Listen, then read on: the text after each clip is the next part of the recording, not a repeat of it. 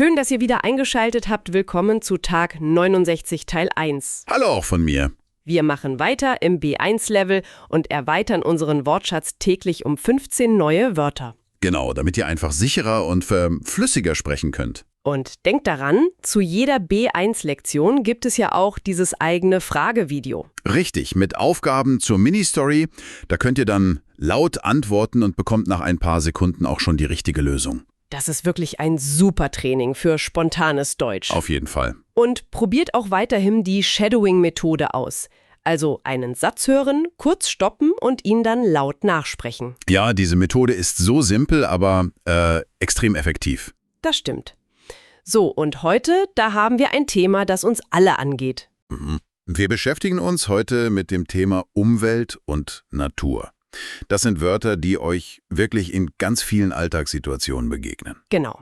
Bleibt also unbedingt bis zum Schluss dabei, denn da wartet wieder unsere Mini-Story, in der wir alle 9 Wörter einbauen. Alles klar. Ich würde sagen, dann legen wir mal los. Ja, starten wir mit den Substantiven. Unser erstes Wort ist sehr, sehr präsent momentan, das Klima. Ah ja, auf Englisch Climate. Und hier ist der Unterschied zum Wetter ganz wichtig, oder? Absolut.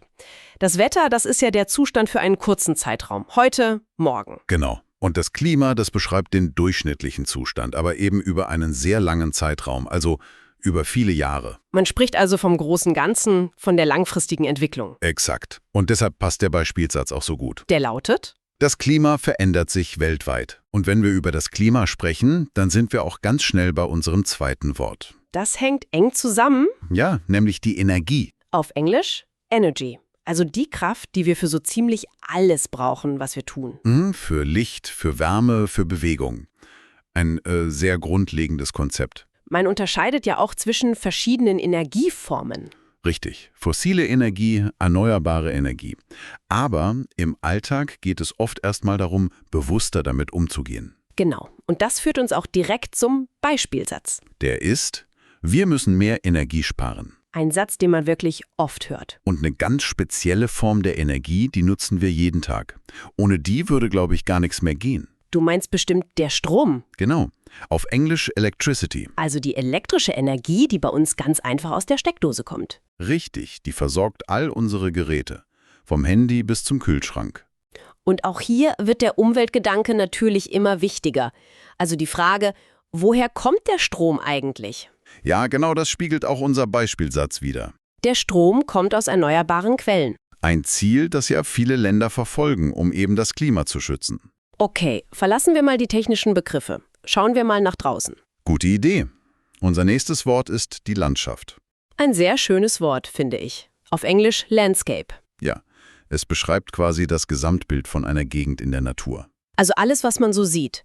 Berge, Täler, Flüsse, Wälder. Genau, sozusagen die Persönlichkeit einer Region. Das hast du schön gesagt. Ob jetzt die flache Landschaft an der Küste oder die hügelige in Süddeutschland. Jede ist einzigartig. Absolut.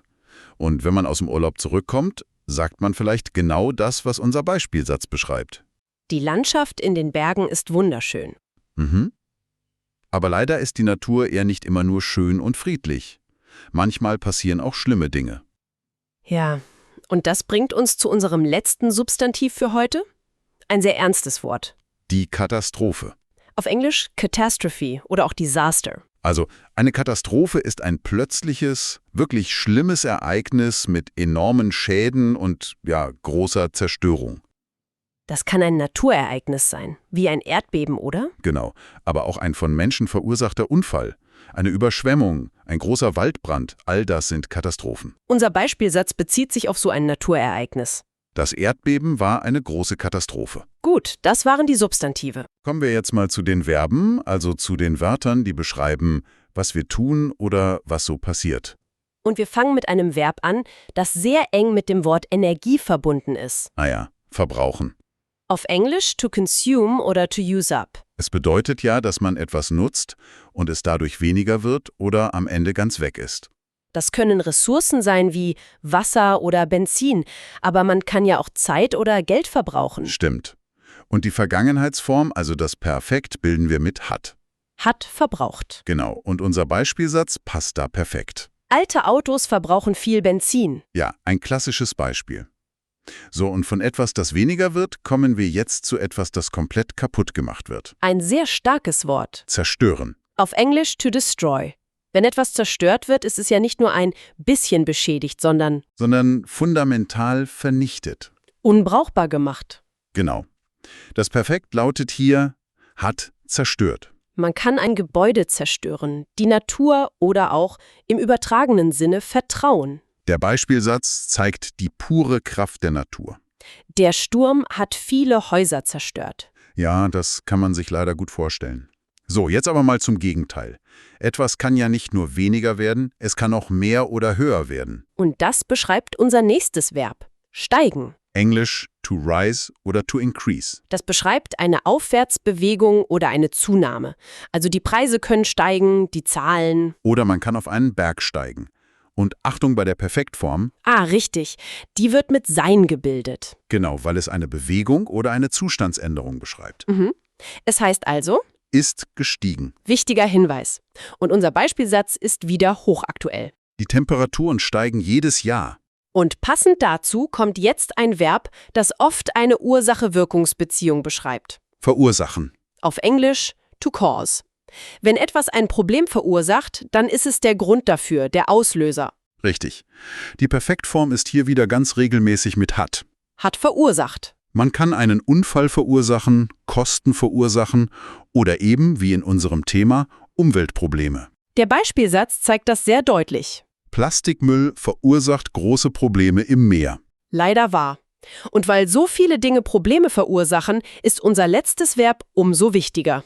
Oh ja, es beschreibt, wie man etwas Negatives bewusst verhindert. Vermeiden. Auf Englisch to avoid. Wenn man etwas vermeidet, tut man es absichtlich nicht. Man sorgt aktiv dafür, dass eine Situation gar nicht erst eintritt. Genau.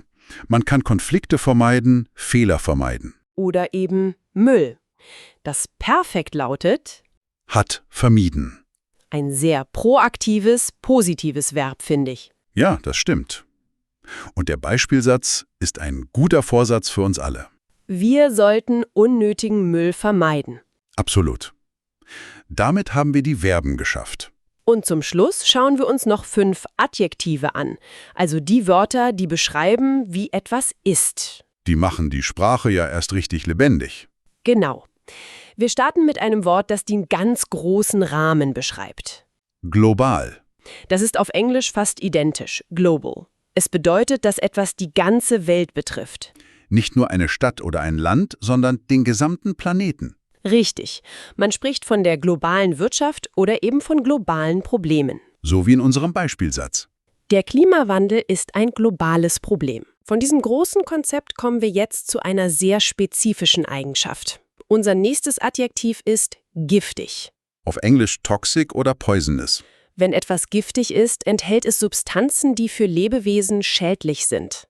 Es kann krank machen oder im schlimmsten Fall sogar tödlich sein. Ein wichtiges Wort, vor allem bei Warnhinweisen, zum Beispiel auf Putzmitteln. Ja, oder es beschreibt eben Pflanzen oder Pilze in der Natur.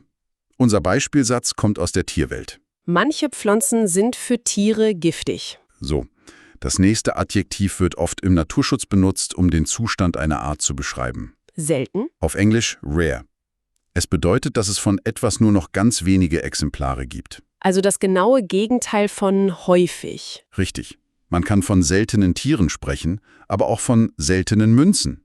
Es beschreibt immer etwas Besonderes. Der Beispielsatz zeigt aber leider eine eher traurige Entwicklung. Ja, Dieser Vogel ist sehr selten geworden. das impliziert, dass es früher mehr davon gab. Genau. Vom Seltenen kommen wir zu einem Zustand, den wir in den letzten Sommern immer häufiger erleben. Du meinst trocken. Ja.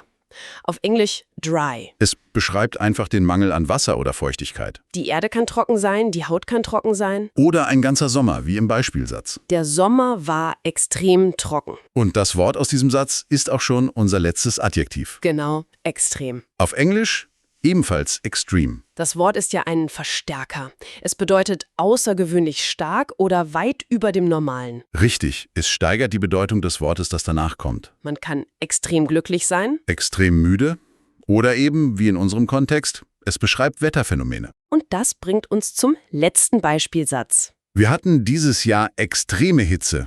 Also nicht nur heiß, sondern ungewöhnlich heiß. Perfekt.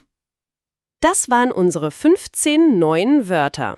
Und falls euch unsere täglichen Lernfolgen gefallen, dann unterstützt uns doch gerne mit einem Abo und einem Daumen hoch. Genau, damit helft ihr unserem Projekt und bleibt auch immer auf dem neuesten Stand. So, und jetzt seid ihr bestens vorbereitet für unsere Mini-Story. Ja, hört gut zu und versucht mal, alle 15 Wörter wieder zu erkennen. Heute geht es um Milan und Jana. Milan und Jana spazieren durch die wunderschöne Landschaft eines Naturschutzgebietes. Sie sprechen über das Klima, das sich in den letzten Jahren so spürbar verändert hat. Der letzte Sommer war so unglaublich trocken, sagt Milan und schaut zum ausgetrockneten Bachbett. Jana nickt zustimmend. Das ist ein globales Problem. Ich habe gelesen, dass die Temperaturen weltweit immer weiter steigen. Milan blickt besorgt zu den großen Alpeneichen. Er fürchtet, dass der extreme Wetterwandel diese beeindruckende Natur irgendwann zerstören könnte. Plötzlich zeigt Jana aufgeregt in die Krone eines Baumes. Dort sitzt ein Vogel mit leuchtend blauem Gefieder. Eine kleine Tafel am Wegesrand erklärt, dass dieser Vogel sehr selten ist. Sie freuen sich riesig über diesen Anblick. Ihr Weg führt sie weiter zum Ufer eines kleinen Flusses. Doch dort erwartet sie eine kleine Katastrophe. Überall im Schilf und zwischen den Steinen liegt Plastikmüll. Milan schüttelt den Kopf. Es ist furchtbar, wie dieser Müll so vieles verursachen kann.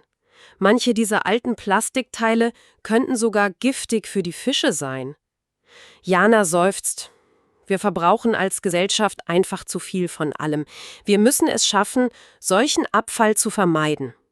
Sie schauen sich einen Moment lang an und haben denselben Gedanken. Es reicht nicht nur zu Hause über das Sparen von Energie und Strom zu reden. Sie wollen hier und jetzt etwas tun. Sie finden eine alte leere Tüte, die ebenfalls am Ufer liegt, und beginnen den Müll sorgfältig einzusammeln, um dieses kleine Stück Natur zu schützen. Eine sehr schöne Geschichte, die wirklich zeigt, dass jeder einen kleinen Beitrag leisten kann. Absolut. Und, habt ihr alle 15 Wörter wieder erkannt? Wir sind uns sicher. Bestimmt. Schreibt doch gerne mal eure eigenen Sätze mit den neuen Wörtern unten in die Kommentare. Wir freuen uns immer, von euch zu lesen. Ja, auf jeden Fall. Und wenn euch die Folge gefallen hat, dann abonniert den Kanal und gebt uns einen Daumen nach oben. Das unterstützt uns wirklich sehr. Und morgen, da geht es weiter mit dem Thema Freunde und Beziehungen. Ein sehr alltägliches und spannendes Thema. Das wird super, also schaut unbedingt wieder rein. Macht's gut. Bis morgen.